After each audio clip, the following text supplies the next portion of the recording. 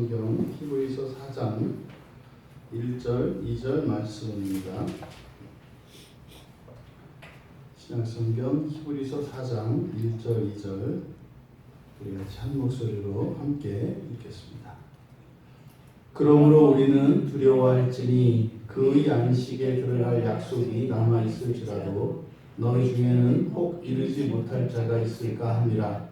그들과 같이 우리도 복음 전함을 받은 자이나 들은 바 그 말씀이 그들에게 유익하지 못한 것은 듣는 자가 믿음과 결부시키지 아니함이라. 아멘. 그의 안식과 믿음. 지금 히브리서 기자는 바로 앞에 3장에서 구약의 그 광야의 역사, 이스라엘 자손들이 광야에서 그러니까 출애굽하여 광야에서 지내다가 이제 가나안 땅으로 들어가게 되어 있었는데 그 가나안 땅에 들어가지 못한 그 이유가 불신앙이었다라고 말씀하셨습니다. 이때 말하는 불신앙이라고 하는 것은 하나님을 믿지 아니하는 이들, 오늘날 우리들이 말할 때 그리스도인들과 비그리스도인 했을 때 비그리스도인들, 예수를 영접하지 않은 사람들, 그들에게도 불신앙이 있고 또 예수를 믿는다고 하는 그리스도인들, 또 구약에는 언약의 백성이고 하나님의 율법을 맡은 이스라엘 자손들, 이들이 우리가 신자 또는 하나님의 백성 이렇게 이야기를 합니다. 그들에게도 불신앙이 있다는 거죠. 그것은 불순종의 형태로 나타난다. 그래서 참된 안식에 들어가지 못하는 것은 예수를 믿지 않는 사람이나 예수를 믿어도 불순종하는 사람들의 경우에 그 온전한 안식에 들어갈 수 없다는 사실입니다. 이것이 오늘날 우리 그리스도인들에게 많이 오해되고 있는 부분이고, 이 부분을 많은 분들에게 성경 말씀을 전하지만 쉽사리 받아들이려고 하지 않습니다. 그 이유는 뭐냐면 본인들이 지금까지 교회에서 신앙생활을 하면서 그들이 들었던 복음은 그냥 한번 예수를 믿으면 완전한 안식에 들어가기로 보장된 것이다. 다만 그 완전한 안식은 죽고 난 뒤에 들어가는 것이기 때문에 사는 동안은 저런 어려움이 있겠지만, 하지만 죽고 난 뒤에 완전한 그 안식, 그 천국에 그 약속의 땅에 비견되어지는 약속의 땅으로 예표되었던 완전한 구원에 이룰 수 있다라고 하는 잘못된 가르침에 경도되어 있습니다. 그래서 지금 마치 오늘날 우리 시대를 히브리서 기자가 다 알고 있는 듯해요. 지금 히브리서 기자가 계속 강조하는 것이 뭐냐면 그게 아니라는 겁니다. 그러니까요, 예수를 믿지 않으면 절대로 안 되죠. 맞습니다. 하지만 예수를 믿지 않았던 사람이 예수를 믿고 그리스도인이 되었다, 세례를 받고 그리스도인이 되었다, 그것이 바로 완전한 안식, 완전한 구원에 들어갔다고 하는 보장은 아니라고 하는 것을 히브리서 기자가 계속 이야기를 하는 겁니다. 구약의 하나님이나 신약의 하나님이나 동일한 하나님이신데 구약의 백성들에게 적용하셨던 법과 신약의 백성들에게 적용하는 법이 다르다면 그것이 온전한 하나님이겠습니까?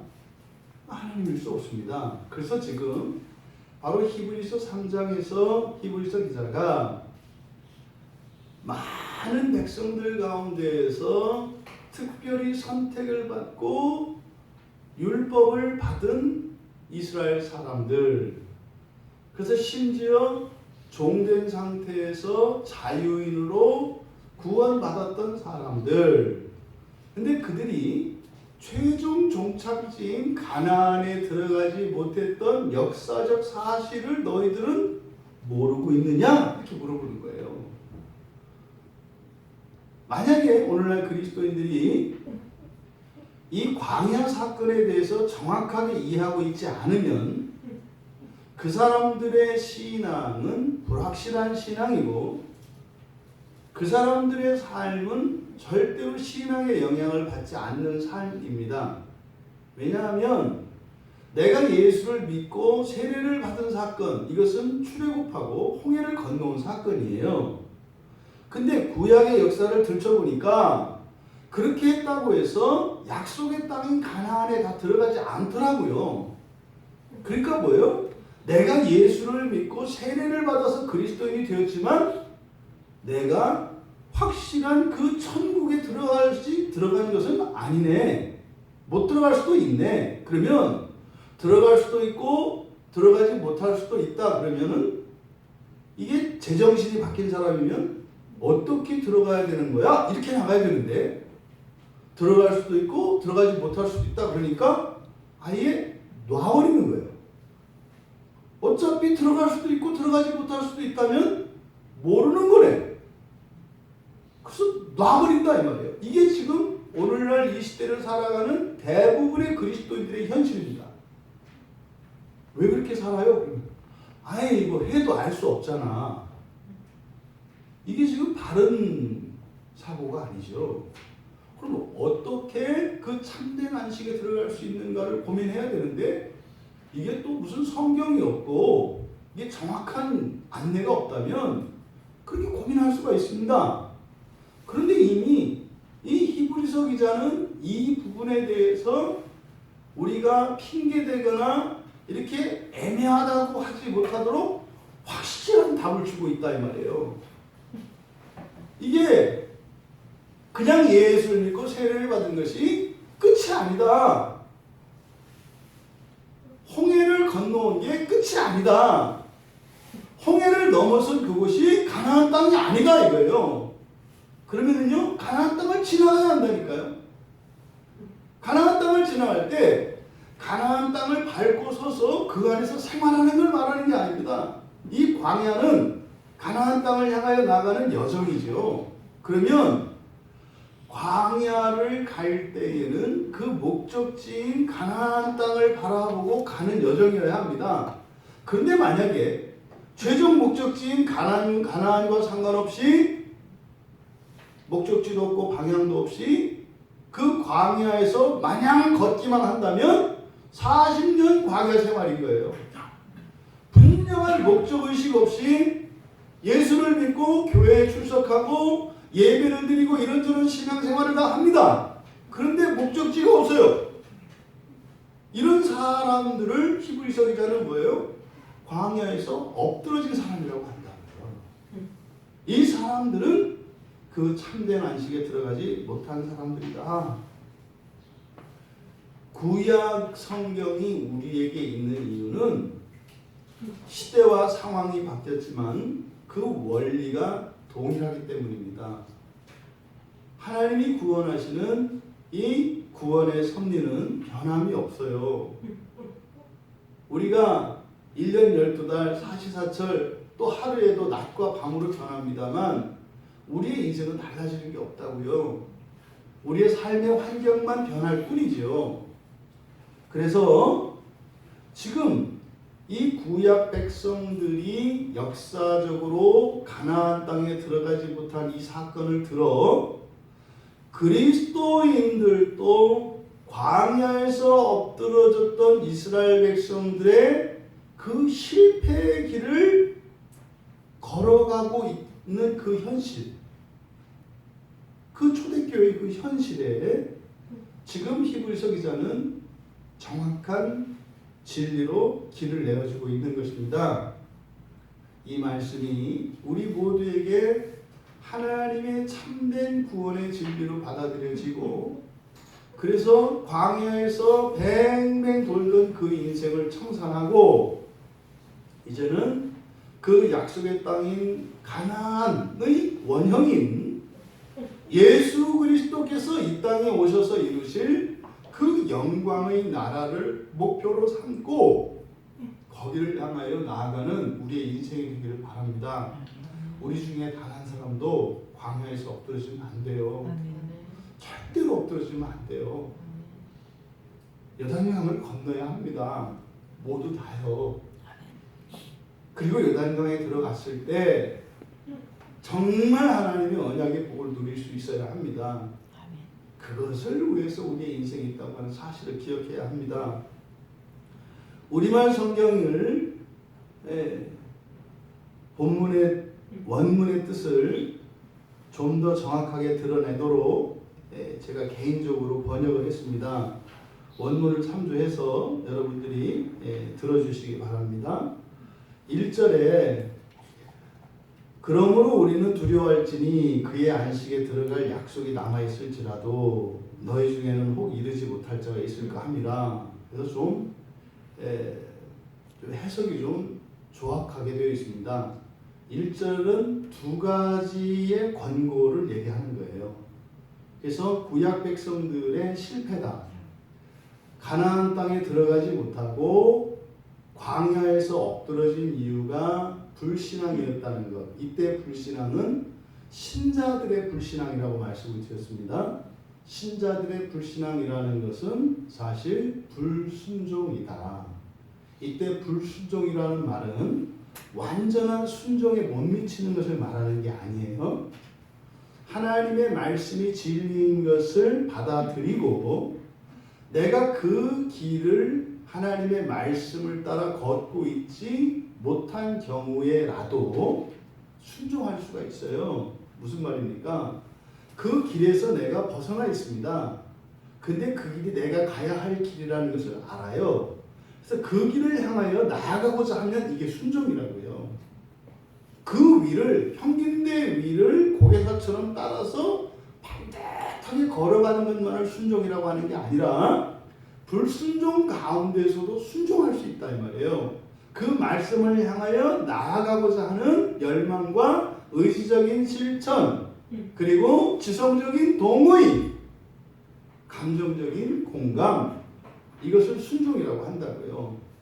그러면 그 불순종의 원인, 불순종이 가나안 땅에 들어가지 못한 이유라고 말했어요, 앞에서. 그래서 이제 1절에서 말하는 거예요. 그럼 뭐겠습니까?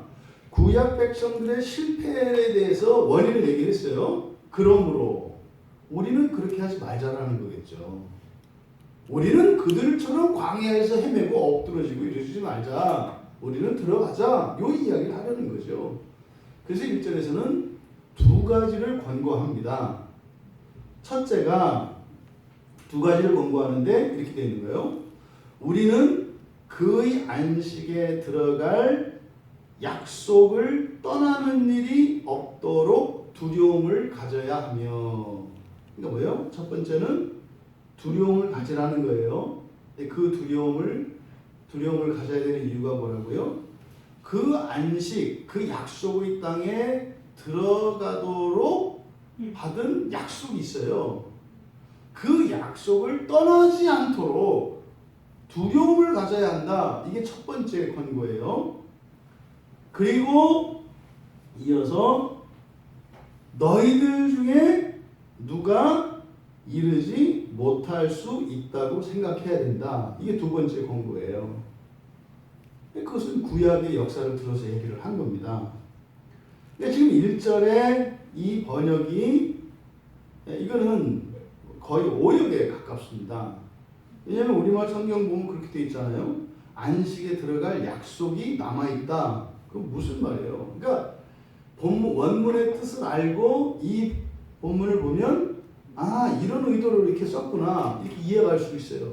근데 원문을 모르는 상태에서 우리말 성경을 보면 안식에 들어갈 약속이 남아있다는 것은 뭡니까? 약속을 받았다는 겁니까? 안 받았다는 겁니까? 이게 지금 애매하다고요. 이게 지금 번역을 잘못했기 때문입니다.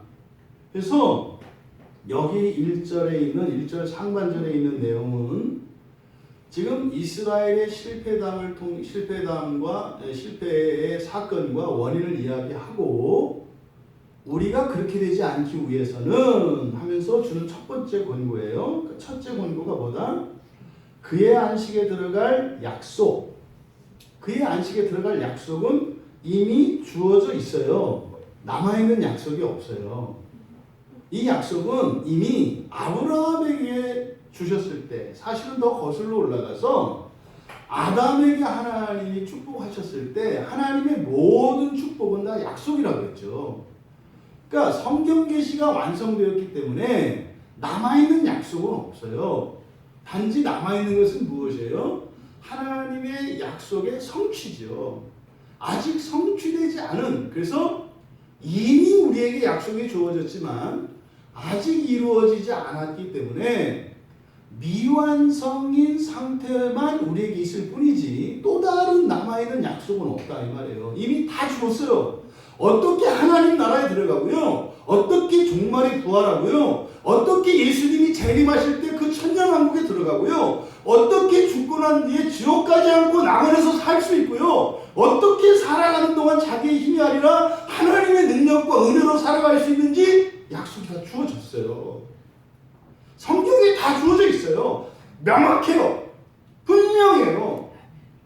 더 이상 우리에게 감춰진, 아직 드러나지 않은 계시는 없어요. 근데 지금 우리말 성경에 약속이 남아있다 이 얘기가 아니에요. 지금 여기서 우리말 성경에 번역하신 분의 의도는 뭐예요? 아직 약속에서 아직 성취되지 않은 부분이 남아있다라는 얘기를 하려고 하는 거예요. 그러니까 본인은 이해가 돼요. 그런데 원문을 모르는 사람들은 절대로 이것을 그렇게 읽기만 하지 않아요. 다 전혀 다르게 읽을 수도 있다고요. 그러니까 뭐예요? 그 약속을 받으려고 산으로 들러나가서 이렇게 직통일심 하는 거 아니에요. 내가 어떻게 살아야 돼요? 내 사명이 뭐요? 내가 어떻게 해야 돼요? 성경 보세요. 설교 들으세요. 뭐 들어가서 뭐 귀신의 음성을 들으려고 그래. 이 성경을 잘못 보니까 이렇게 된단 말이에요.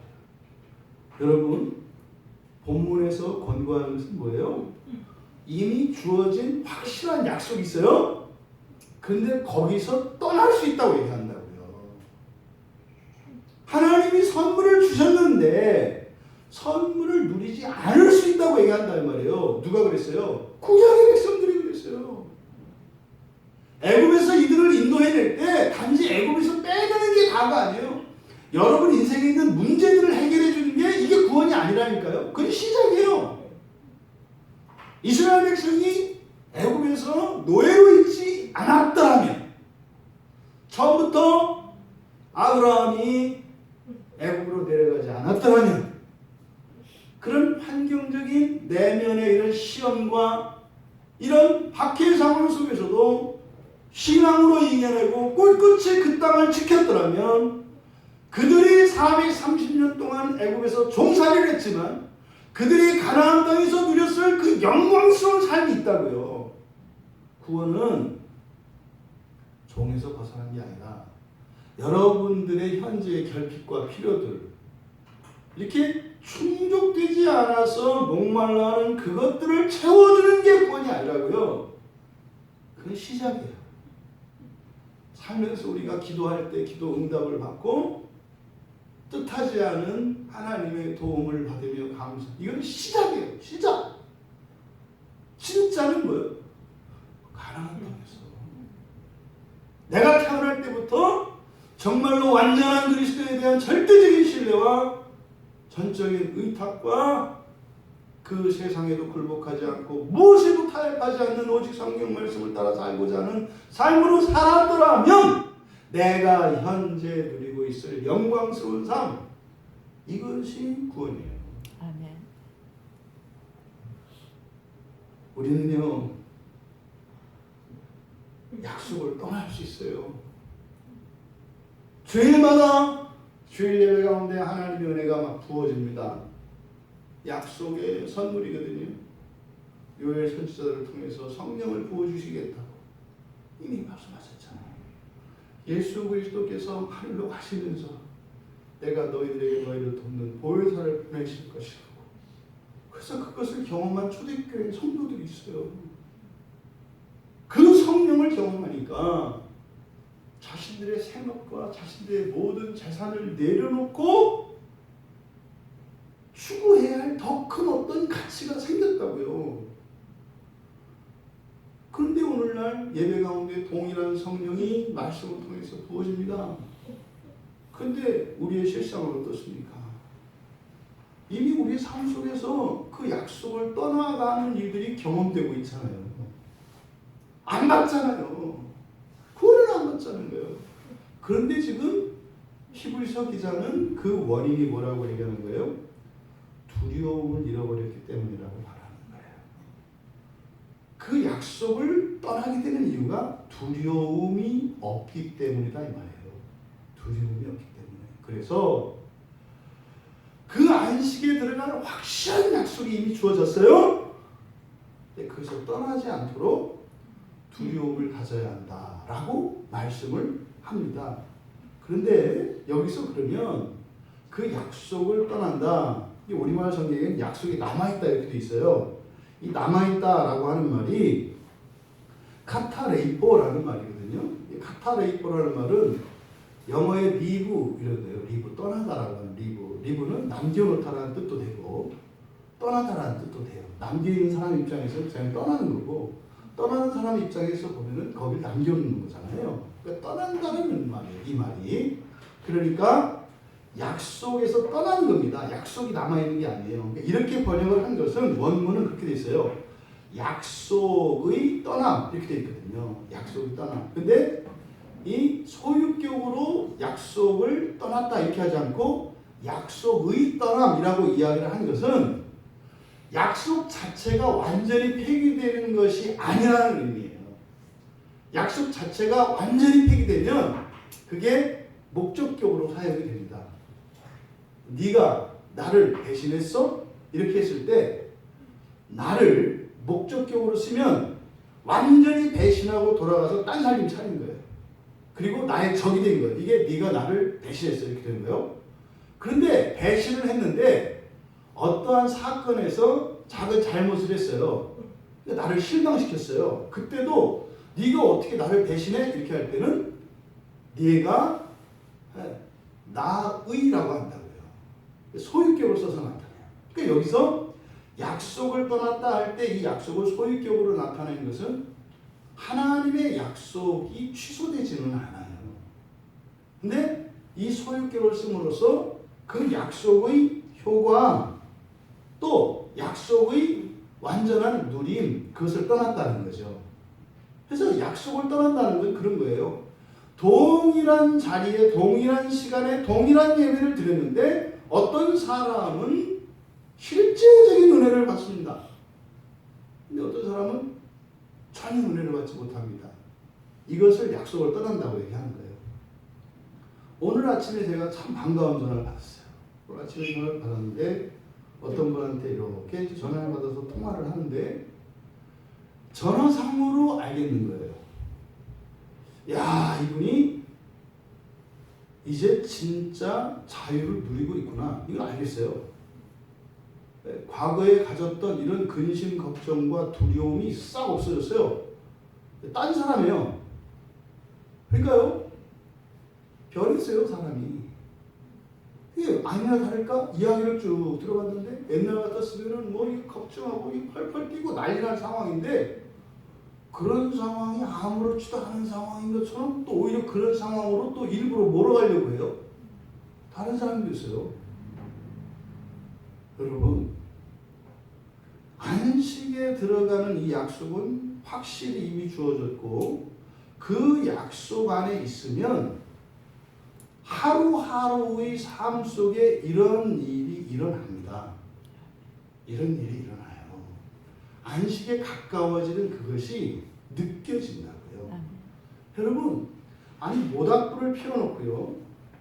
모닥불을 향해서 점점 가까이만 가도 모닥불의 열기가 느껴져요.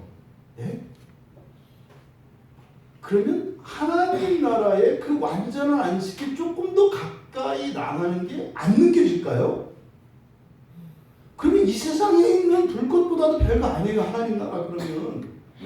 아니 사는 동안 이렇게 하나님의 말씀으로 내 본성이 변화되어지고 내 믿음이 자라고 거룩해져 가는데 그 천국의 실제가 더 실감이 되지 않는다면 가스레인지 불보다도 못한 거 아니에요. 가스레인지는 관두고 뜨거운 국그릇보다도 못한 거 아니에요. 갓난애도 또 뜨거운 거 한번 만져보면 엇들을 한번 경험하면 그 다음부터는 국그릇 찌개 그릇에 손이 안 가는 거예요. 왜? 가까이 가면 된다는 걸 알거든요.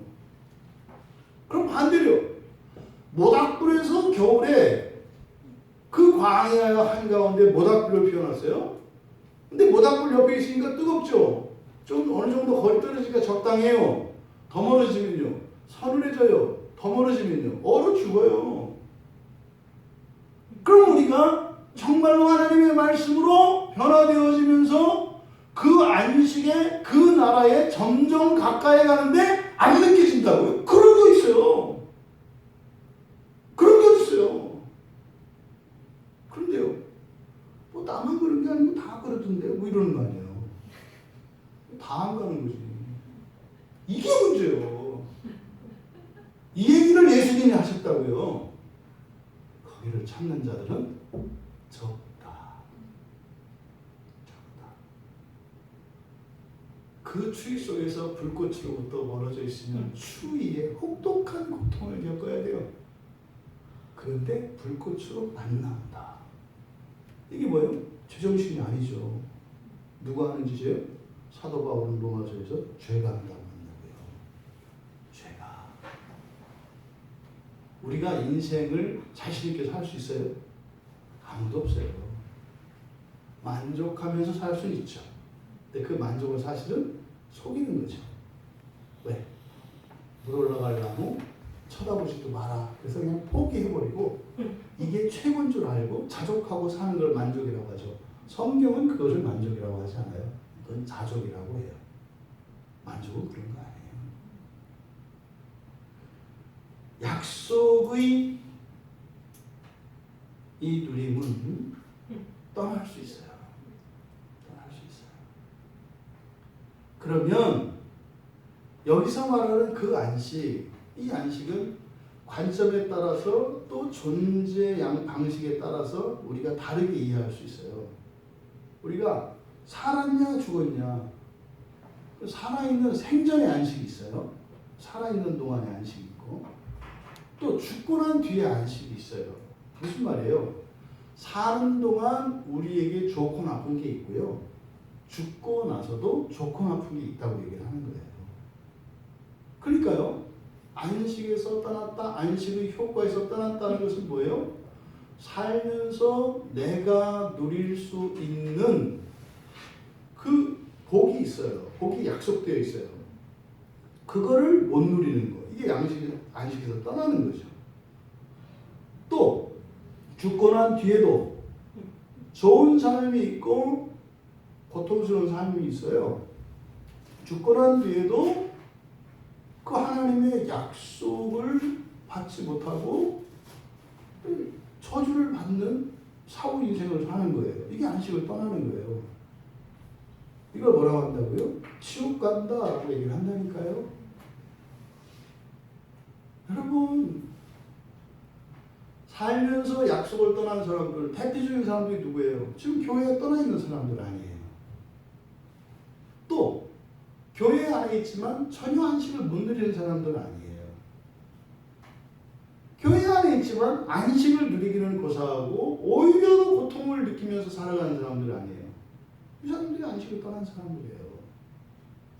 죽고 난 뒤에 사후세계 죽었다 살아나올 필요 없어요. 성경이 다 알려주는데 뭘 죽었다 살아나요. 알려준 대로 알고 가면 되지. 죽으면요 낙원과 지옥이 있어요.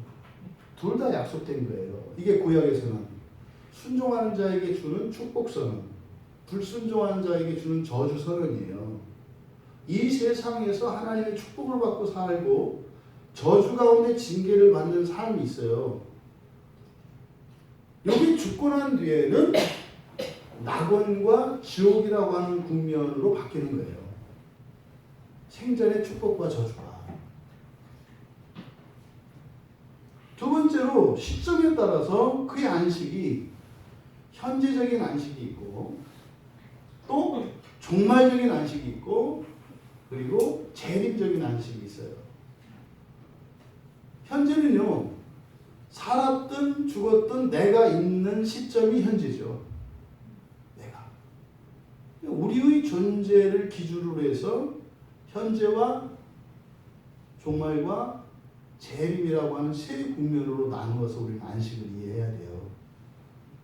그러면요, 예수 그리스도께서 재림하시기 이전에 누리는 우리의 안식은요, 이 세상에서는 축복받는 삶이에요. 살아서. 그죠? 죽고 죽었지만 아직 예수님이 오시지 않은 상태. 이때는 낙원이죠. 이게 안식이에요. 그 다음에 재림의 안식은 뭡니까?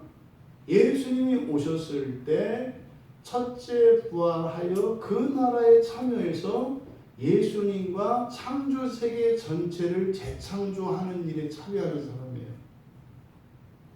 창조 세계의 재건축에 참여하시는 분들. 이분들이 재림에서의 안식이에요. 종말의 안식은 뭐예요?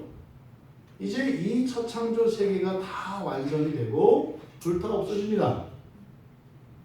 그래서 사실은 둘째 사망으로 가는 거죠.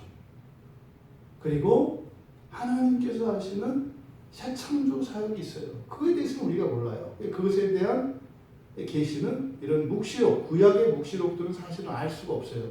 이렇게 얘기하지만 그때는 재림하셨을 때 재창조하시는 일과 종말이 새 창조되는 이 계시가 구약에서는 한데 섞여 있어요. 그러니까 구약의 선지자들도 이 둘을 분간할 재간이 없어요. 아직 계시가 정확하지 않기 때문에. 그 마치 뭐예요? 우리 청소년들이 뭐 대학교, 뭐 고등학교, 뭐 학교 졸업, 학생 시절이 끝나고 사회생활을 하면 다 될 것처럼 생각하죠. 내가 그냥 학교만 마치고 돈만 벌어봐라.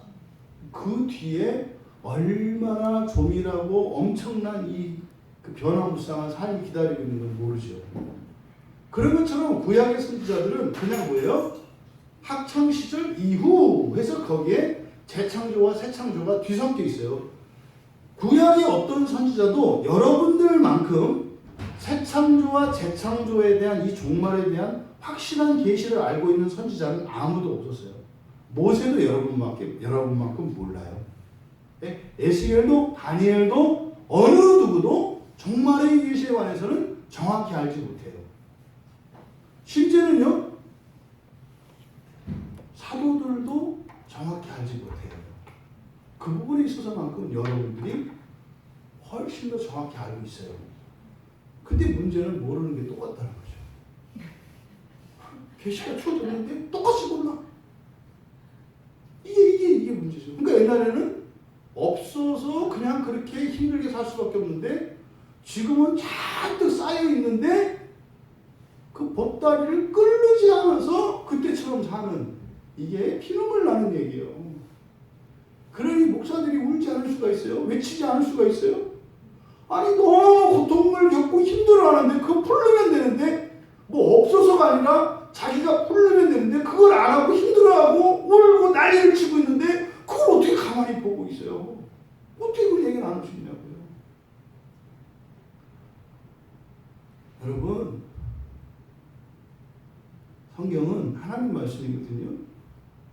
진리예요. 이거밖에 없어요. 이 세상의 진리가요. 그래서 성경 말씀 따라가면 돼요. 참된 안식이 들어갈 수 있어요. 저는 이 히브리서를 지금 설교 준비하면서 처음에 히브리서를 이렇게 원문을 보고 공부할 때는 막 그 신비감에서 가슴이 벅찼어요. 설교하면서 느끼는 건 그때하고 딴판이에요. 처음 히브리서를 제가 원문을 이렇게 볼 때는 너무너무 설교하고 싶었어요. 놀랍다. 근데 이거를 얘기해도 못 알아들을 것 같아서. 근데 지금은 설교를 하면서요, 어려워요. 왜냐면 우리들의 자화상 민낯이 그대로 드러나요. 근데 마음 한편으로는 거죠. 이걸 설교해도 몇 사람이나 듣겠으며, 또 듣는 사람이 이거를 몇 번이나 반복해서 들어서 이 진리가 자기의 것이 되도록 노력해서 이 말씀으로 자기의 본성을 바꾸고 팔자를 바꾸고 인생을 바꾸고 더 나아가서 그 한 사람으로 인해서 부모, 형제, 일가, 친지, 친구, 이웃들까지 다 다 바꿀 수 있는 것임에도 불구하고 과연 누가 그 길을 갈 것인가에 대해서는 몹시 회의적이에요. 그러니까 차라리 설교하지 않는다면 하나님 부담 덜하지 않나? 뭐 이런 생각도 드는 거예요. 왜 그렇게 설교하고 싶었던 본문이 이제는 물론 소망이 있죠. 있어요. 소망이 있어요. 내가 은혜 받으면 되니까. 나 받으면 되니까. 여러분들이 어쨌든 이 설교를 들으시고 그것을 진리로 믿고 아침에 이렇게 전화 오셨던 그런 사람들처럼 정말로 자기 안에 일어난 본성의 변화들, 그것을 통해서 이런 진리의 역사가 내 주변을 바꾸고 변화시키는 이런 일들을 생생하게 하루의 삶 속에서 경험하는 이런 간증들이 용기를 주고 힘을 주고 소망이 돼요. 근데 더 많이 누리지 못하는 인간적인 생각 때문에 안타까움이 있다. 종말적 안식은 모두가 다 함께 누립니다. 종말에는 새 창조될 때 이 종말 안식은 모두가 다 누립니다. 예수를 믿는 사람들은요. 그래서 지금 히브리서 기자가 이야기하는 안식은 예수 그리스도의 재림 때 일어나는 그 나라, 이것을 이스라엘 백성들의 가나안 땅과 대조를 시키고 있는 거예요. 그럼 광야에 엎드려졌다. 광야에서 엎드려 죽었다. 가나안 땅에 들어가지 못했다. 이 사람들은 누구에 대한 얘기예요? 예수님이 재림하셨을 때 첫째 부활하지 못하는 사람들에 대한 얘기예요. 그들은 몰라서, 불신앙이 뭔지 몰라서. 그들의 불신앙은 뭐였습니까? 나는 유대인이니까 됐다고 생각했다고요. 우리는 율법을 받았고 언약을 세웠기 때문에 됐다라고 생각을 했어요. 그래서 언약 안에 있지 않으면 이방인이고 그들은 다 버려진 자들이라고 생각을 했어요. 그들의 불신앙은 언약 밖에 있는 것이 아니라 언약 안에 있으면서 하나님 말씀에 순종하지 않은 거였다고요. 이것을 히브리서 기자는 불신앙이라고 해요. 이거는 오늘날 그리스도인들에도 동일하게 적용되는 거예요. 세례를 받았어요. 세례를 받는다는 것은 여러 가지 의미가 있습니다만 구원의 표로서 이것은 하나님과 언약을 맺는 행위예요. 언약은 종말론적으로는 깨지지 않아요. 하지만 우리의 일상 속에서는 어떻게 돼요? 버려질 수 있다고요. 그래서 왜 우리가 주일 예배를 드려야 돼요? 일주일의 삶 동안 내가 버렸던, 내가 파괴시켰던 언약을 갱신하는 게 주일 예배라고요. 그러니까 주일 예배는요, 어마어마한 거예요. 노름을 해서 집을 날려버렸어요. 일주일 동안. 그런데 주일 예배에 나와서 어떻게 하는 거예요? 증서를 되찾는 거라니까요. 이게 구약에서는 희년이에요. 그러니까 하다못해 또 모르면 하기 위해서라도 집문서 찾아야 될 거 아니에요. 하지 마라 안 하라 이건 되는 게 아니고 뭐 그 사람이 하려고 해서 할까? 딸 줄 알았는데 잃어서 집을 잃은 거지.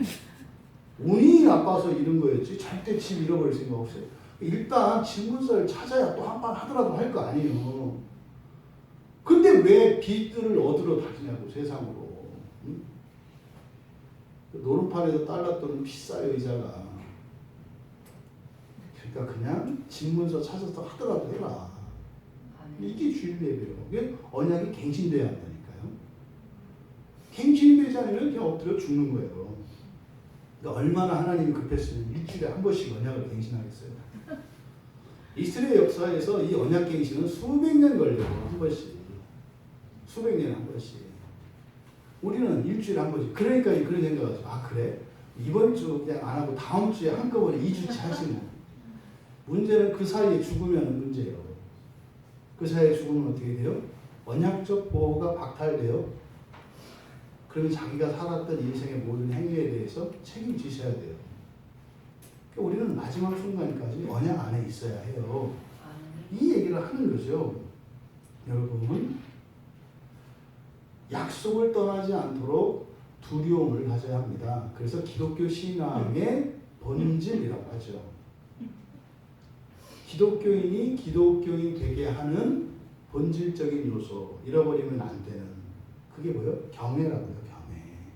하나님에 대한 두려움이 있어야 돼요. 그 다음에 뭐예요? 예수 그리스도를 믿는 믿음이죠. 그리고 그것을 삶에 적용하며 실천적으로 환경의 시험과 이런 도전들을 이기며 인내하는 경건이죠. 이 세 가지가 기독교 신앙의 본질이에요. 이거는 구약의 유대교인들에게도 신앙의 본질이었어요. 이게 없으면 안 된다고요. 그래서 그 두려움을 가져야 한다. 근데 그 두려움은 구약에서는 하나님에 대한 두려움이잖아요. 우리가 가져야 되는 두려움은 뭘까요? 심판에 대한 두려움입니다. 축복이 아닌 저주를 선택했을 때 우리가 감당해야 되는 그 심판, 하나님의 진노에 대한 두려움이 있어야 돼요. 조심하실 것은 이때 진노, 이때 심판은 뭐 하나 잘못된 행위, 이걸 트집 잡는 게 아니에요. 이걸 얘기하는 게 아니에요. 아까 말씀드렸던 것처럼 뭐라 그랬어요? 진리를 향해서 하나님의 법이 옳다는 것을 알고 그것을 추구하며 가고자 하는 끊임없이 지향하는 그 지향성을 말하는 거예요. 지향성. 그리스도를 닮아가기를 원하는 하나님의 말씀에 전적으로 순종하는 것을 기뻐하는 사람이 되기를 원하는 전인격적인 지향성을 말하는 거예요. 삶의 행위에 모난 것이 없고 도덕적으로 율법적으로 크게 죄를 저지르지 않는 이걸 얘기하는 게 아니에요. 그 사람들은 이미 예수님이 오셔서 다 정리해버리셨잖아요. 바리새인들 싹 다 정리했다고요. 근데 오늘날 한국교회에서 추구하는 신앙이 뭐예요? 바리새인을 추구하고 있어요. 바리새인 뜻이 뭐라고요? 분리주의자라고요. 바리사이가 분리하다는 뜻이에요. 분리주의자. 뭐예요? 정통과 이단을 가르고 진짜와 가짜를 가르고 가르는 이게 바리새인이에요. 그들의 삶은요? 흠잡을 데 없어요. 도덕적으로 신앙적으로. 그런데요. 마음에는 독사가 드글드글거리죠. 그래서요. 교만과 시기심과 온갖 악한 생각들이 가득 차 있지요. 그래서 목을 뻣뻣이 피고 다른 이들을 내려 깔아보며 경멸적인 태도로 취하죠. 뭐 흠이 있고 실수가 있으면 뭐 저건 가짜고 저거는 참된 믿음이 아니고 이게 바리새예요, 바리새. 여러분, 우리가 가져야 되는 두려움은 모든 사람이 동일하게 갖는 두려움이에요. 왜요? 어느 누구도 칼날과 같은 그 하나님의 율법 위에 완벽하게 서서 인생길을 살아갈 수 있는 사람은 없어요. 아무도 없어요. 모든 사람은 거기서 다 빗겨 있습니다. 거리는 있죠. 차이는. 하지만 공통점은 뭐라고요? 지향성이라고요. 그러면요. 앞에 갔느냐 뒤에 갔느냐 더 가까우냐 뭐냐가 중요하지 않다고요. 지향점을 잃어버리는 이게 약속을 버리는 거예요. 그것을 버리지 않기 위해서 무엇을 가져라? 심판에 대한 두려움을 가져라. 심판에 대한 구체적인 두려움의 구체적인 게 뭐예요? 지옥이라고요. 지옥이라고요. 신약성경에 지옥의 대부분, 지옥이라는 말을 누가 하는지 아세요? 사도들이 할 것 같아요? 예수님이 할 것 같아요? 예수님이 해요. 지옥이라는 말의 대부분이 어디 나온 줄 아세요? 산상수훈에 나와요. 산상수훈은요, 복음 중에 복음이라고 하는 예수님의 가르침이에요. 산상수훈은 누구한테 하는 말이에요? 어중이 떠중이가 아니에요. 예수님한테 왔던 사람 가운데서 한 걸음, 두 걸음, 세 걸음 뒤로 물러날 때마다 따라왔던 사람들이에요. 이 사람 누구예요? 확실히 믿은 사람들이에요. 그 사람들에게 지옥에 대한 말씀을 주셨어요. 지옥은요, 복음이에요. 이거를 지워버리니까 두려움이 사라지고 죄를 지으면서 한다는 말이 뭐예요? 나도 원하지 않아요. 나도 왜 이러는지 몰라요. 그럼 하지 말아야 되잖아요. 계속해요. 그러면 왜 계속해요? 나도 모르겠어요. 뭘 그렇게 맨날 모른대. 뭘 모르는 거예요? 지옥의 복음을 모르는 거죠. 그러면 그렇게 모르겠는 대로 사는 의미가 뭔지 아세요? 그냥 지지부진하게 내 고집대로 사는 결과가 뭔지 아세요? 지옥 가는 거거든요. 그런데도 그냥 모르겠다는 말로 계속 가실래요? 알고 가라는 말이에요. 알고 하나님 앞에서 굴복하지 않고 빳빳하게 목을 세우고 살아가는 거 살 수 있어요. 근데 그 끝이 뭔지를 모르는 거죠. 회개하지 않고 자기 자신의 본성의 변화를 추구하지도 않고 삶에 있는 이런저런 문제를 그저 세상 근심과 염려로 알고 그것이 바뀌면 그냥 희낙락하는 이런 세속적인 삶, 현세적인 삶을 사는 결과가 뭐예요? 지옥이라니까요. 그걸 알고 그렇게 살겠다고요? 이게 없어지니까 그냥 그렇게 사는 거예요. 두 번째 권면은 너희 중에 혹 이르지 못할 자가 있을까 함이라 이렇게 되어 있는데 이거는 이제 그대로 번역하면 너희들 중에 누가 이르지 못할 수 있다고 생각해야 한다 이렇게 되는 거예요. 그런데 여기서 너희는 누구냐?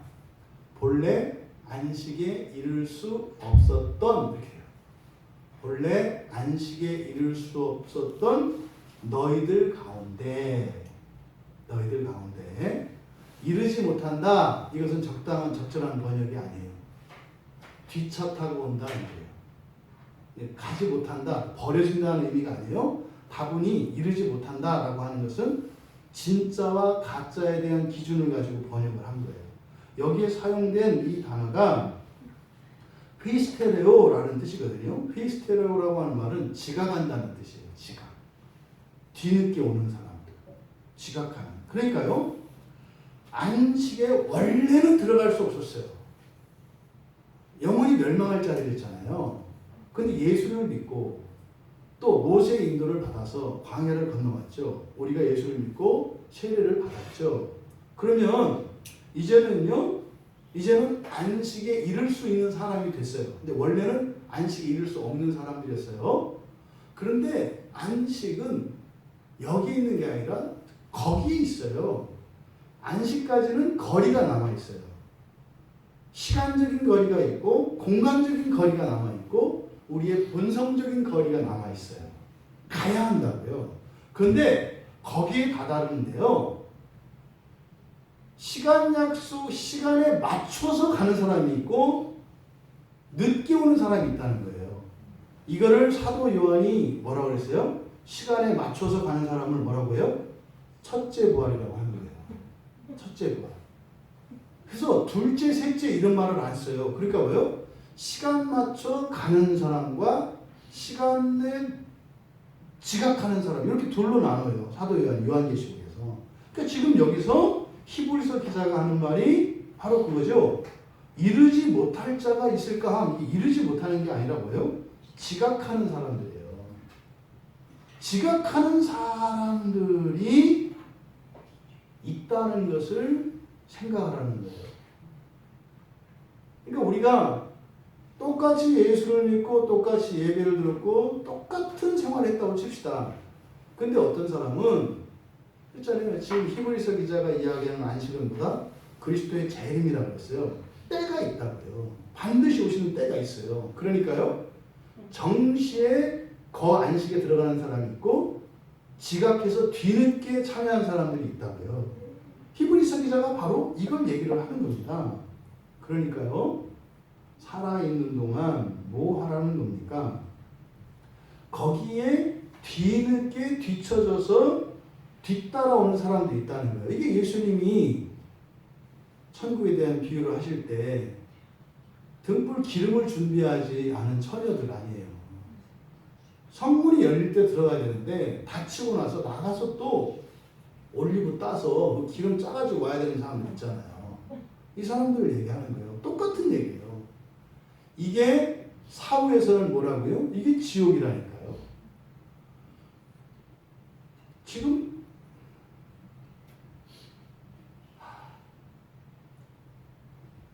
저를 저를 믿지 마시고 성경을 믿으세요. 작년에 우리 교회에 특별히 부각되었던 진리의 말씀이 지옥 부분이 있어요. 지옥에 관한. 제가 말씀드리잖아요. 다 성경 제가 모르고 설교 준비한다니까요. 로마서 다 모르고 설교 준비해요. 설교 준비할 때 비로소 그 본문을요 들여다보고 연구하고 이렇게 해서 설교를 바둑 하나하나 그때 바로 애를 낳아서 가져놓은 거라니까요. 알고 하는 설교가 없어요 저는. 그런데 기가 막히잖아요. 이렇게 무슨 지휘자가 지휘하는 것처럼. 예? 지휘자들은 다 알고 하잖아요. 음악을 다 꿰고 하잖아요. 그죠? 그래서 그 연주자들을 막 인도하는 거 아니에요. 그래서 막 이게 손짓발짓 다 의미가 있다면서요. 예? 0.001초 먼저 간다면서요. 지휘자 손이. 누구 해라. 누구 소리 줄여라. 이렇게 한다면서요. 그래서 사실은 지휘자가 중요하다면서요. 근데 우리의 지휘자는 성령이 있잖아요. 성령께서 벌써 작년에 지옥을 딱 들었는데 성경이 지옥 쫙 오케스트라를 펼치잖아요. 지금 물어봐요. 아니 지옥이 신자들이 가는 데라고 하는 게 어디 있어요? 여기 다 깔렸네요. 다 깔렸네요. 지옥 얘기예요. 그러면 그때 늦게 오는 사람들은 어디 있냐니까요. 보통 사람들은 뭐라고요? 구원받지 못했다고 얘기해요. 지옥 얘기를 하니까 자꾸 신자들을 겁준대요. 그러면은 자식을 회초리 쳐서 자식을 고치는 부모가 겁주는 부모요. 아니면은 자기 양이 안 차면 족보에서 지우고 내다 버리는 게 그게 겁나는 거예요. 버리는 게 더 무서운 거 아니에요? 복음 얘기하는 사람들이요. 지옥 얘기하면 지옥에 있는 사람들은 다 버림받은 사람이라고 얘기해요. 근데 지옥은 그런 데가 아니라 하나님이 뭐 하시는 데래요? 끝까지 버리지 않고 끝까지 하나님이 고치시는 자리가 지옥이라고 한다니까요. 그러니까요. 세상 망나니 같고 저밖에 모르고 고집이 아주 쇠심줄 같은 사람들도 넉넉하게 녹여서 종말의 부활에 이르게 하시는 그 특공대 훈련소 같은 곳이 지옥이에요. 저는 이렇게 얘기하는 거거든요. 누가 더 험해요? 그분들이 험해요. 말은 따뜻해요. 그러면은 거기 안에 교회 안에 있는 거기 아는 사람은 누구라고 생각하냐? 얘기 안 해요. 솔직하게 얘기해라. 당신 아직 회심 안 했다고 생각하지? 그거를 어떻게 우리가 어쨌든 당신은 그렇게 생각하잖아. 속이는 거죠. 어떻게 뭐 신앙생활에 문제가 있고 인생에 문제가 있다고 하나님이 버릴 거라고 생각을 해요? 절대 안 버린다니까요. 지옥은 감사한 자예요. 그렇다 해서 겁도 없이 그래? 막 살아도 되겠구나 이렇게 생각할 때는 아니라고요. 그래서 앞에서 두려움을 가지라고 했잖아요. 그러니까 절대로. 지금 히브리서 기자가 하는 게 뭐예요? 지각하지 말라는 거예요. 0.001초도 주님이 오실 때 지각하면 안 된다는 거예요. 지각하는 0.1초는요. 천년 같을 수 있어요. 우리가 듣도 보도 못했던 잔악하고 끔찍하고 고통스럽고 슬펐던 것들이 이 세상의 시간으로 1000년 이상 갈 수 있는 게 지옥에서의 0.00001초예요. 그러니까요.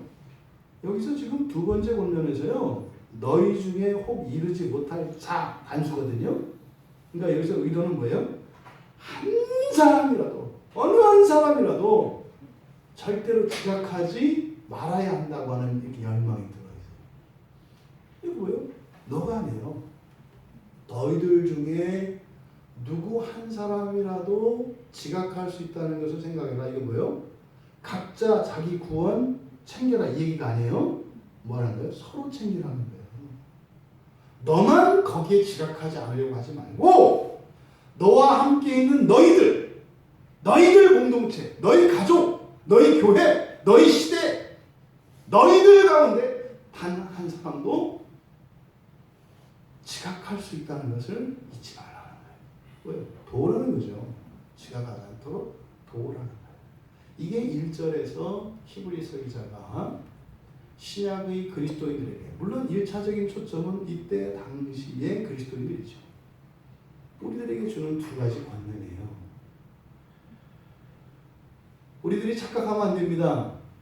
주님이 오실 때 다 같이 영광 중에 동시에 할렐루야 하고 부활한다는 생각은 꿈 깨세요. 성경은 그렇게 얘기하지 않아요. 그때 때 맞춰서 부활할 사람들은 적다고 이야기해요. 근데요, 반드시 적은 건 아니에요. 우리가 바꿀 수 있어요. 하나님의 바람은 동시에 다 첫째 부활에 참여하기 원하세요. 그래서 성경을 주신 거예요. 이 성경대로 간다면 우리는 다 정시에 주님과 함께 첫째 부활에 참여할 수 있어요. 이게 그리스도께서 이 땅에 오신 목적이에요. 사실은. 이걸 누가 막아요? 이게 무서운 거예요. 이거 누가 막아요? 거짓 선지자들이 막아요. 거짓 복음이 막아요. 이게 2000년 동안 계속된 거예요. 2000년 동안. 저는요, 이제 확실해졌어요. 왜 그동안 교회 역사 속에서 일어났던 그 말도 안 되는 이런 폐륜적 범죄들, 또 지금도 현재 이런 많은 교회에서 겪고 있는 이런 모순들, 교인들의 갈등들, 이게 뭔지 확실히 알겠어요. 이게 뭐예요? 지옥을 지어버렸어요. 하나님의 심판에 대한 두려움을 없애버렸어요. 이게 마귀의 전략이죠. 이 자리에 계신 여러분들은 그 잃어버렸던, 수천 년 전에 잃어버렸던 그 심판의 복음을 되찾으시기 바랍니다. 그럼 여러분 인생이 달라져요. 저부터도 달라지던데요. 예전 같으면 2번, 3번 미룰 게 제가 생각을 하게 되더라고요. 한 번 미루고 지옥에 가서 몇 시간 있을까? 그냥 하는 게 낫겠더라고요. 보세요. 그 말도 안 되는 상식 이하의 일들이 지금 교회에서 만연하고 있잖아요. 교회 역사 속에 있잖아요. 왜요? 심판에 대한 두려움이 없기 때문에. 우리의 온전한 안식을 챙겨야 합니다. 우리 가운데 단 한 사람도 그 참된 안식에 지각하는 일이 없도록 우리가 기도하고 돕고 권면하고 함께 나아가야 합니다. 2절에서는 왜냐하면 이렇게 얘기를 해요. 그러니까 왜냐하면은 바로 앞에 있는 내용이죠. 이렇게 지각할 수 있다는 거죠. 지각할 수 있다. 왜냐하면 이렇게 되는 거예요. 왜냐하면 지각할 수 있다고 하는 것을 굉장히 설득적인 방식으로 변증을 해요. 그러니까 반박을 할 수가 없어요. 2절에서 그들이라고 하는 것은 3장 끝에까지 3장에 나왔던 그들이에요. 누구예요? 광야에서 엎드러진 사람들. 참된 안식에 들어가지 못했던 사람들이에요. 그들과 같이 우리도 복음 전함을 받은 자이나, 여기를 2절을 그대로 또 사역하면 이렇게 해요. 왜냐하면 그들과 같이 우리도 이미 선포된 복음을 받고 있는 사람들이기 때문입니다.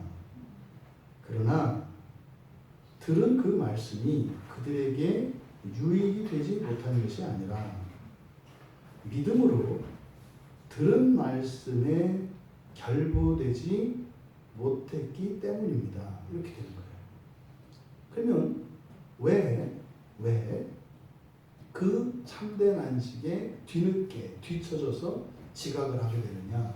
다시 말해서 죽고 나서 왜 지옥에서 살게 되느냐? 이것에 대해서 지금 변증을 하는 거예요.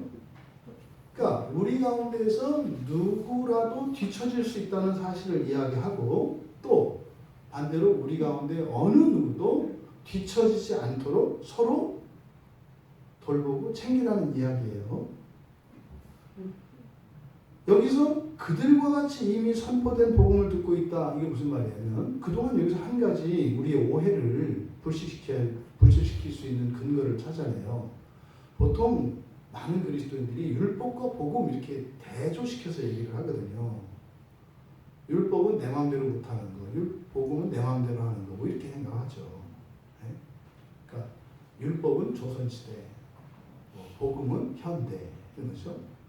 율법은 엄마 아빠한테 무조건 존댓말해야 되고 엄마 아빠 말씀 무조건 들어야 되는 거 율법. 내 마음대로 엄마 아빠 맘먹는 거 복음. 이렇게 생각해요. 하나님하고 맘먹어도 되는 거 복음. 하나님이 그냥 완전히 꼰대라서 숨도 못 쉬고 꼼짝 못하고 하라는 대로만 해야 되는 거 율법 이렇게 생각하죠. 완전히 잘못돼요. 이 율법과 복음으로 나누는 게 누구예요? 학자들이에요. 지금 여기서 뭐라 그래요? 복음이라고 한다고요. 복음. 모세를 통해서 주셨던 이 율법을 히브리서 기자는 복음이라고 해요. 뭐라고요? 우리도 그들과 같이 이미 선포된 복음을 듣고 있다. 우리가 듣는 하나님의 말씀이나 구약의 이스라엘 백성들이 들었던 율법이나 복음이라고 얘기하는 거예요. 복음의 방식이 그들에게는 율법이라고 하는 형식으로 전해진 것이고 우리들에게는 그 율법의 실체이신 그리스도를 통해서 우리에게 전해진 거죠. 그러니까 율법은 그리스도의 모형이에요. 율법에 종사하고 율법에 관련된 모든 사람들은 그리스도의 사역의 그림자들, 예표들이었던 거죠. 그러면 오늘날 복음이라는 건 뭡니까? 구약의 이런 모든 역할들과 구약에 나타났던 이 복음이 실제로 사람이 되셔서 오신 예수, 이것을 우리가 복음이라고 하는 거예요. 그러니까 넓은 의미에서 성경은 다 복음이거든요. 그러니까 율법과 복음, 율법이 폐기됐다. 이 말 자체가 얼마나 무식한 얘기냐고요. 이런 얘기 누가 해요? 미국에서 공부하고 박사들 입에서 나와요. 그러면 성경 말씀이 아니라 사람의 지식으로 무장하고 온 거죠. 사람의 지식으로 성경을 막 쳐버려요. 제가 그래서 지옥 복음 이런 얘기 있잖아요. 지금 뭐 인터넷으로 이렇게 보이잖아요. 지금 주변 목사님들이 보면은요, 굉장히 교만한 사람이거나 굉장히 무식한 사람으로 보여요. 왜요?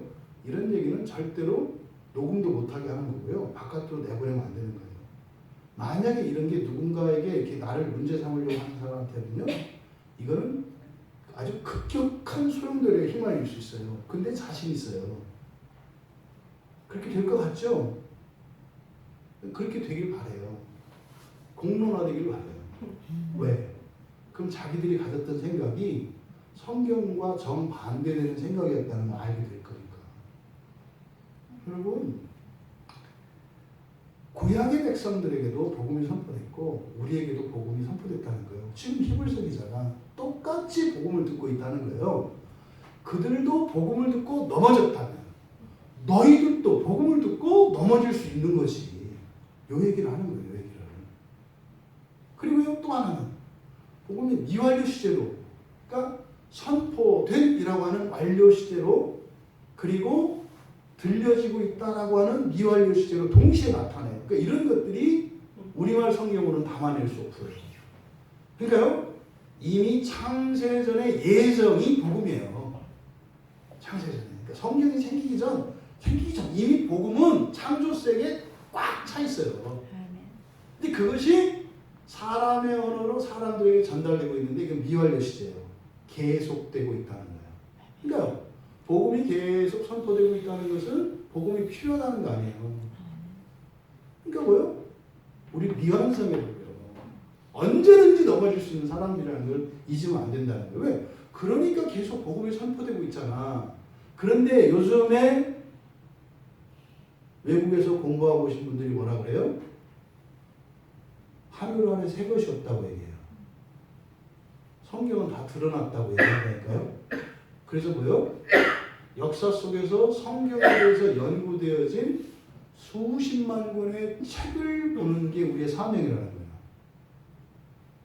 그래서 성경은 이제 우리가 다 해독한 거니까 성경의 매뉴얼의 정답이 있다는 거예요. 그래서요, 수많은 책이라고 하는 미로 속으로 다 빠져버렸어요. 그러니까 우리 기독교 신앙과 진리에 대해서 얘기하는데 성경을 가지고 얘기하는 게 아니라 자꾸 사람들의 이론과 주장을 가지고 얘기하려고 해요. 그 위대한 어떤 신학자는 그렇게 얘기 안 했다는 거예요. 누누이 말씀드리죠. 여러분들이 과거의 위대한 신학자들보다 모든 면에서 우월하지 않습니다만 분명히 여러분들은 계시의 점진성이 하에 있기 때문에 그들이 절대로 깨닫지 못했던 놀라운 계시의 빛 가운데 여러분들이 있어요. 이게 원래 이런 거예요. 여러분, 똑같은 복음이 모든 사람들에게 선포되었고 과거에 그들이 그렇게 지각을 하고 못 들어가는 일이 있었다면, 그리고 지금도 그 복음이 선포된다면 우리들도 그들의 전철을 따를 가능성이 매우 농후하고 계속 복음이 선포되고 있는 것은 불완전하고 미완성인 존재라고 하는 증거다. 이것을 이유로 얘기하는 거예요. 근데 여기서 이제 뒤에서 단서를 답니다. 그들이 들은 그 말씀이 유익하지 않은 것이 아니라, 이게 이제 가끔 하는 말이에요. 구약의 백성들은 그러면 계시가 다 드러나지 않았기 때문에, 계시가 완전한 계시가 드러나지 않았기 때문에 그렇게 실수할 수 있었다. 그건 잘못된 말이라는 거예요. 성경이 종결되고 난 뒤도 뭐 안 되는 대로. 그래서 여기서 얘기를 하는 거예요. 복음에 문제가 있는 것은 아니다. 하나님의 말씀, 다시 구원에 관한 이 진리 자체가 그들에게 효과가 없기 때문에, 도움이 되지 않기 때문이 아니다. 여기서 유익하다라고 하는 이 말은 그냥 영어의 헬프, 우리말의 돕다 이런 뜻이에요. 도움이 되다, 유익이 되다 이런 뜻이에요. 그러니까 그 말씀이 도움이 되지 않기 때문은 아니다. 그게 아니라 뭐예요? 듣는 자가 믿음과 그것을 결부시키지 아니했기 때문이다. 우리말 성경에 잘 안 나타나요. 듣는 자가 믿음과 결부시키지 않았다. 그건 뭐예요? 그 복음을, 구약의 백성들은 율법을 믿음으로 해요. 여기서는 우리가 믿음과 이렇게 되어 있는데, 그 말씀과 믿음이 둘 다 역격으로 되어 있기 때문에 이걸 해석하기가 어려웠던 거예요. 그래서 역격은 누구누구에게 무엇으로 이런 뜻이 있고, 또 도구의 뜻이 있어요. 그러니까요, 믿음에게의 역격은 도구의 역격이에요. 그래서 믿음은 도구의 역할을 해요. 수단 역할을 한다고요. 믿음으로 할 때 믿음은 수단이 돼요. 믿음으로 그 말씀에 들은 사람들이 자신을 그 말씀에 부합시키지 않았다는 거예요. 무슨 말이에요? 여러분들이 어떤 기준이 있어요. 그런데 하나님의 말씀의 기준이 달라요. 그럴 때 내 기준을 하나님의 기준에 맞춰야 된다 이 말이에요. 나를 거기에 결속시켜야 된다 이 말이에요. 근데요, 들은 것으로 끝났다 이 말이에요. 듣고 그 말씀에 나를 부합시키지 않았다는 거예요. 이때 나는 나의 사고방식, 가치관, 생활습관 뭐 이런 거겠죠. 이때 사용되는 도구가 뭐라는 거예요? 믿음이라는 거예요. 왜요? 나는 동쪽으로 가야 된다고 생각하는데 성경은 서쪽으로 가래요. 그때 하나님의 말씀이 서쪽이라고 하니까 동쪽으로 가는 일이 마음 불편해지기만 한다 이 말이에요. 안 가는 게 아니라 그냥 가. 죄책감을 갖고 가. 이러면 안 되는데, 이러면 안 돼. 그걸 맨날 하는 말이 뭐예요? 나는 믿음이 없어서. 믿음이 없으면 그 결과가 뭐라고요? 지옥이라고요. 그렇게 믿음이 없어서 이럴 거 없어. 뭐 이거 지옥 갈 사람이 뭐 이렇게 자신 없게 얘기해. 당당하게 해야지. 믿음이 없어서 이렇게 와야지 하려면. 그러면서 그 길을 가고 있다는 거죠. 믿음으로, 그러니까 뭐요? 우리의 판단이나 경험이나 절대 이런 걸 따지면 안 되는 거예요. 믿음으로 심판에 대한 두려움으로 나를 꺾어서 가야죠. 이게 사실은 여기서 이 말, 여기서 결부시키다라는 말이 그 뭐예요? 브랜딩이에요, 브랜딩. 그러니까 더 좋은 것을 만들기 위해서 혼합하는 거예요. 여기서 결부시키다라는 게. 그러니까 성경에서 혼합주의 이런 거 얘기하거든요. 그러니까 더 좋은 걸 만들고, 이게 요리도 어떻게 해요? 자꾸 뭘 섞어요. 왜요? 맛을 내려고. 더 좋은 것을. 그래서 여기서 이 결부시킨다라고 하는 것은 더 좋은 것을 만들기 위해서 혼합한다는 뜻이에요. 그러니까 나의 생각과 그러니까 나의 법과 하나님의 법이 있어요. 그때 나의 법을 버리고 다른 건 나 가지고 있죠. 그 하나를 이제 믿음으로 이 법에 나를 꺾어서 부합시키는 거예요. 이게 뭡니까? 이게 회개죠. 그러니까 아주 회개를 실제적으로 나타내고 있는 말이 여기서 결부시키다라는 말이에요. 그러니까 믿음으로 결부시키지 않기 때문에. 그러니까요. 하나님의 말씀을 보통 이걸 뭐예요? 머리로만 한다 이렇게 얘기하잖아요. 뭐 말씀이 가슴으로 안 내려와서 뭐 이런 그 얘기를 그렇게 하는 거예요. 이게 뭐예요? 회개하지 않는 거죠. 회개하지 않으면 엎드러진다는 거예요. 그래서 듣는 자가 믿음으로 그 말씀에 자신을 결속시키지 않았기 때문에 그렇게 지각한다는 겁니다. 그러면요, 그렇게 살아서 믿음으로 회개하고 그 말씀의 사람이 되면 늦지 않고 주님이 오실 때 첫째 부활하는 거고, 그런 것들이 남겨져 있으면 그거 다 해결하고 부활에 참여해야 된다는 거예요. 근데 그걸 조금 늦는 것으로 생각하면 안 된다.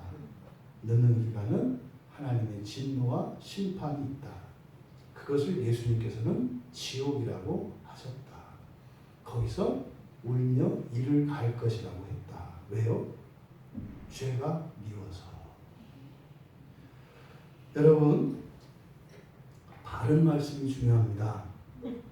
그래서 우리가 성경을 바르게 읽고 바르게 알아야 합니다. 그래서 성경을 바르게 가르치고 바르게 설교되어져야 합니다. 근데 그 말씀이 선포되어지고 여러분들에게 들려졌다 하더라도 그 말씀을 믿음으로 여러분 자신을 회개시켜서 말씀으로 여러분을 부합시켜야 돼요. 이거는 이제 우리들에게 실제적인 의미는요, 말씀을 받아들여서 내 뜻대로가 아니라 말씀대로 살아가야 돼요. 행위로만이 아니죠. 행위로만이 아니죠. 전인격적인 동의와 동의에서 말미암는 행위라야 의미가 있어요. 전인격적으로 동의되지 않는 이런 행위로서 짓는 것은 아무 소용, 이것을 외식하는 신앙이라는 거예요. 아무 소용없어요. 아무 소용없는 것이 아니라 본인에게는 종말론적으로는 유익이 되겠지만 그 당시의 순간에서는 이게 큰 장애가 돼요. 왜요? 내가 말씀에 부합하는 사람이 아니라는 것을 다른 사람은 몰라요.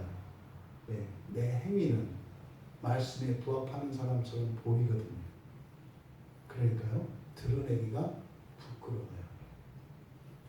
차라리 몰랐을 때 얘기를 하면 그래도 박수라도 받는데 다른 사람들은 다 된 줄 알고 나중에 그걸 얘기할 때 이게 굉장한 두려움이 있어요.